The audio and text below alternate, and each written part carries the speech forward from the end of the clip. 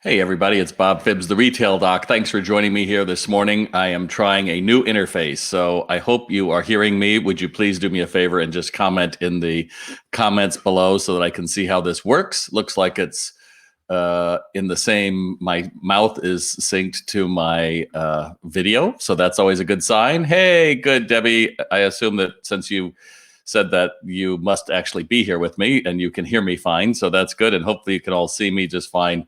And I appreciate that. So if you're just joining me for the first time, please type in where you're joining me from and let me know. It's Easter Sunday, and I wanted to, I can hear you. All right, Debbie, that's good. Those of you who watched me last week, it was kind of like the movie Singing in the Rain. No, no, no. Yes, yes. Yeah, it was pretty funny. And so, in any event, I have redone that. And it's a weird Easter for people because everything is virtual. And so, I would imagine that several of you are joining me in who may not normally have. And, that's part of what I am telling everybody, that if you're going to be consistent, you have to be consistent all the time, not like when you want to be consistent. So, even me showing up on Easter and even putting out my newsletter on Easter is something I just always do, because if I tell you I'm going to be here on Sunday mornings, then I better do that, right? So there you go. And I want to start off by thanking all of you for your notes of encouragement and how much you've gotten out of either my COVID-19 retailing free course that we put out or my live videos. I'll probably do a live video maybe tomorrow on how you have to get Google My Business up to speed for you, because there are a lot of things I think you can do better about that. And so look for that. That'll be in notice. And remember, you are the rock stars. You're the ones trying to figure it out. I see all your comments and what you're going through and trying to figure out. And we are all just trying to figure it out. So just remember that. And hopefully out of this, we all get a little bit more compassion for each other. I know sometimes I read some of the comments and people are just angry at all sorts of things that are really outside of their control. And that just doesn't help anybody, right? So part of what we're learning to do, I think, is be better people, be better human beings, right? So that seems to make sense to me. You like the shirt? I got this as a Robert Graham shirt. I thought Heidi for sure would have commented immediately on this. I got this from my spring travel shirt, which I don't even have fall travel yet. So if you know people, when they're starting to get their plans for speaking for the fall going, then I would appreciate that. People are asking me like, how long do you think everything's going to come back? We don't know, but I'm holding hope that it's going to be back much quicker than we thought. I think it's just like the figures that they were afraid of were going to happen, that, so many people are going to die and all these things. And yet all the social distancing seems to be working. And I take hope in that. In fact, my newsletter has a piece that I wrote late in the night last night on 9 reasons why I am hopeful about how we're going to come out of this. So I hope you'll read that. But I thought I would start off with a story that I haven't told for a long time here, and it regards shirts. So back in the 20s, there was a company called the Aero Shirt Company. And those of us of a certain age, boomers like me, I bought plenty of Aero shirts. And I actually met Roger, who was the heir to the Aero shirt dynasty. And he told me about how it used to be that men's shirts really only came in small, medium, and large. And the sleeves were really, really long, which is why they wore a garter, which held them up. And then you would you would fasten on the collar, because guys would work in these shirts all day. And then if they go to, let's say, choir, or they go to church or something, they could unbutton it and put on a nice white collar and cuff so that it looked like they had a dress shirt. See, all these things you don't know that I can share with you, the Retail Doc. So in any event, this other company had come out, Manhattan Shirts, and they had come out with the idea that they were going to put a fixed collar on their shirts. And Roger's dad, they had everybody all together, and he said, well, I think we have to go to collars and cuffs. And his development guy said, dude, I doubt they said, dude, Troy, New York. Probably said, sir. And they would have to have 64 SKUs that they would have to sell retailers in the space of 4. It's like, that doesn't make any sense.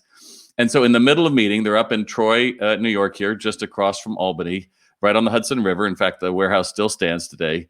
And he said, we're never going to get there with that thinking. And he said he ordered the warehouse to open, and he basically dumped all of the old collars and cuffs into the Hudson. I get it. There's environmental damage. All right. Don't rail on me. This is a story from the 20s.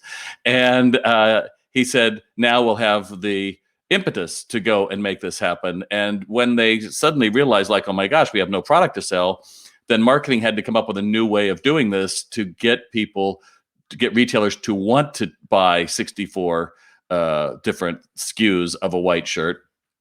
And so they came up with the Arrow Man. They said, we're going to go to it sneakily. We're going to put all these ads in women's magazines. And as they come into all these retailers saying, do you have the Arrow shirt? I want my guy to have the Arrow shirt. Then the retailers would be coming to us. And they did. And it ended up being a dramatic changeover for the business. But it came from saying, this isn't working. We need to move forward. And I hope that you will use this time for that as well, because I think an awful lot of people are still in this wait and see. And when it gets more comfortable, I'll change or I'll do something. But, for God's sake, get up, get dressed. You're going to work every day. You don't have to be in your sweats or in a robe. You're still working on your business so that you can come out of this stronger. And just a quick note on AIDL advances. I know some of you are writing about different things. And one thing I heard from the SBA on Friday is you might receive the funds prior to hearing from them. So make sure you check your account daily. So I hope that helps. We have an awful lot of you on board this morning. I hope you like this new interface. I'm not so sure what all it's doing, but there's a lot of you on the broadcast, which is great. So that's fabulous. And I can see all your comments. And we have so many people here. Cynthia, we survived the great Easter basket delivery deluge and the celebratory cocktails. I love that. That's great. Hey, Alex from Washington. Heidi, hey, I knew you'd love the shirt. I knew you'd love that. Has a cool little, see the little fancy cuff? I thought that was really cool.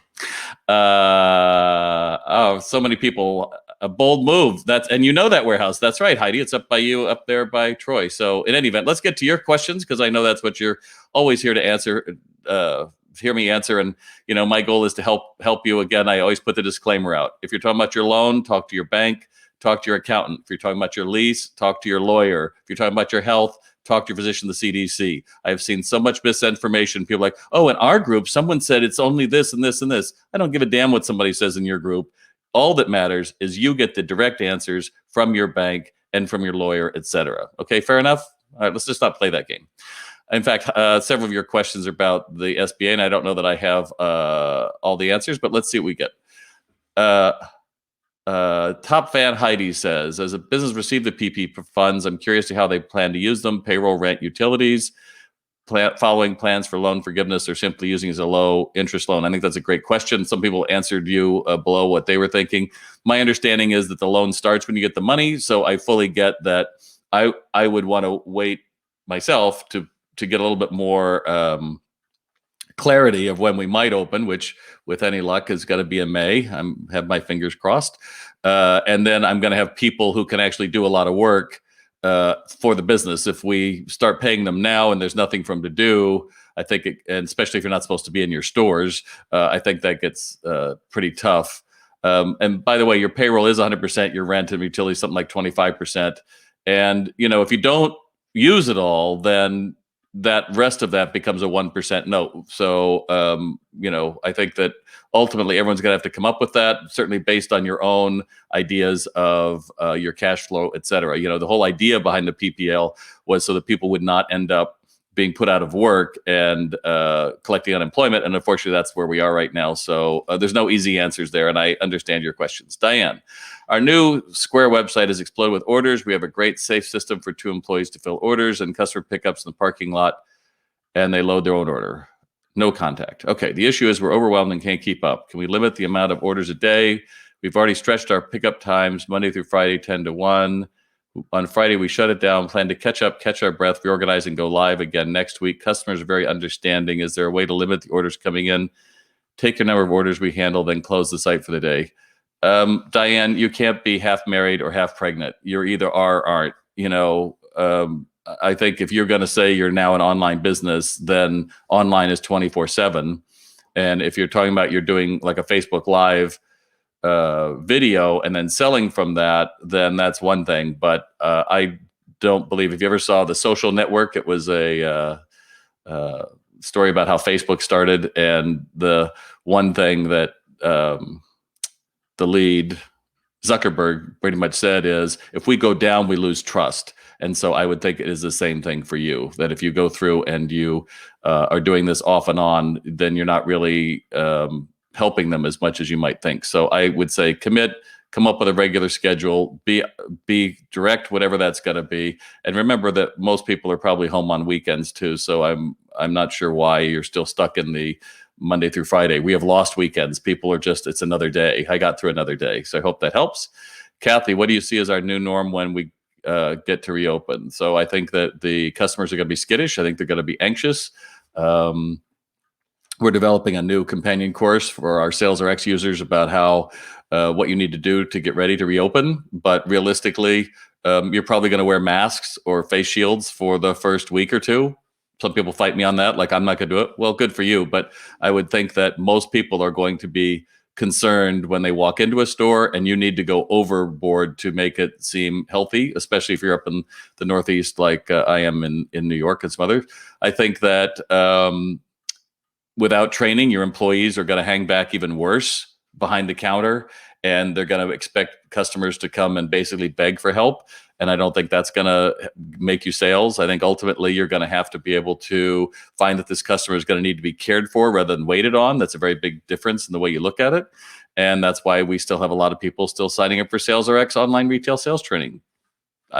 I don't know what else to tell some of you who I see you on my site and you check it out and then you balk at, I guess, paying for it. I'm not quite sure. But if you're not willing to change and you're not willing to learn something more, then a lot of times you've really limited your own ability to sell more and to make more money, because I can guarantee you employees who are not trained are not out to make you more money. They're out to do the minimum that they have to. And if you hold them accountable to do more, they will, but they're all going to rise if you give them tools to be able to do that. That's why you never implement a mystery shop program until you have a rigorous training program, because you have to know that these are the markers they had to meet. And then you have to be able to compare that with what they did.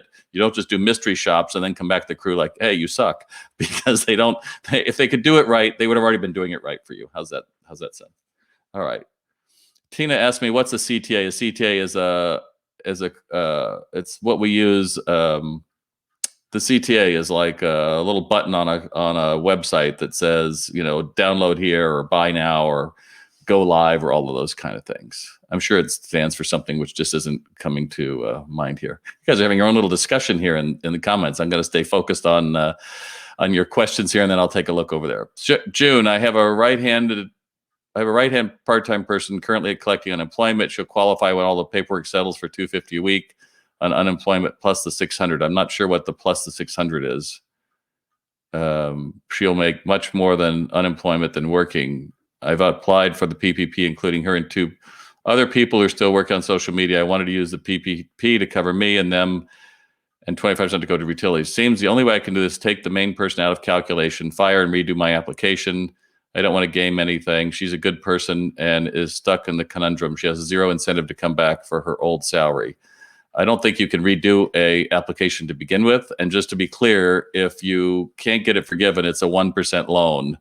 But you do what's right for your business first. That's what really matters. I think that some people are trying to overthink this. This is designed to help you be able to do a better job. And if she has 0 incentive to come back for her old salary, then I think she's pretty much telling you what she thinks of your job. And that may not feel good, but that's kind of the way it is. Mary, we're approved for a government forgivable loan to pay our employees while we're closed. What are some things our associates and assistant manager can do from home to hone their skills or learn about online when they are not working but getting paid? Great question. Maybe Spanish lessons, social media tutorials, community service, other ideas. I want them to stay engaged and come back with new energy. So I think those are all good ideas. Especially if you have a Hispanic market, I would much rather have them do that.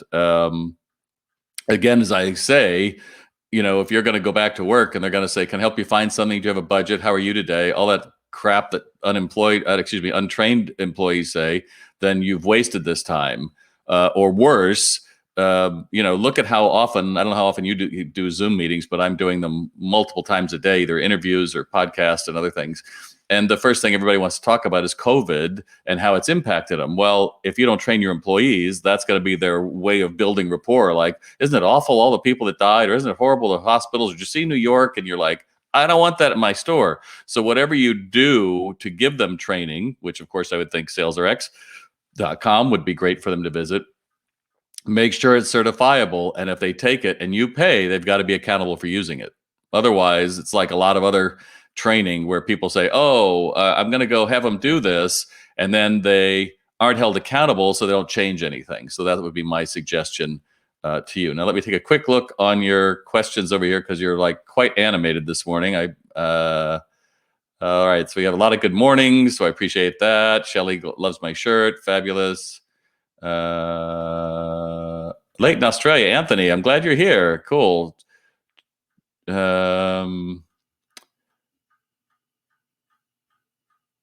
Christopher asked for shares. Yeah, we've got all this kind of stuff.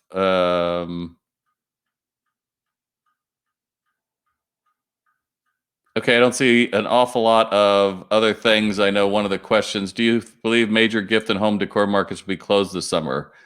I would certainly imagine no one is going to be opening up easily until September would be my guess, for one simple reason that until people are comfortable flying, they're not going to be booking hotels, and they're certainly not going to be going to crowded convention centers. So there you go. Rachel, I have to fire someone for the first time based on performance. It's been a long time coming. Rachel, congratulations. That is some great, that's a great place to be. And I say that because, you know, a lot of employees kind of come to work some days and they kind of do this to you. And, you know, you're kind of like, yeah. But if you do that enough, you get a bruise. And then they do one little thing and you're just kind of like, what the heck? And, you know, the easiest way is if somebody is not cutting it, then you can take two paths. You can either try to work with them and you write it out and you say, hey, would you, you on, I don't know, Thursday, you arrived 15 minutes late. That required somebody else to stay later, and I had to pay overtime. If that happens again, I'll have to give you either reduced hours or it may lead to dismissal. Have them sign it. Do you understand what we're saying? Yeah. And then the second one you can do. But notice if you say that the second time, there's a third one that's the final one. And the final one is you take them off the schedule, come in and see me, and you say, I'm sorry, your service is no longer needed. And you hand them the check and stand up. And if you want to have a witness, you can.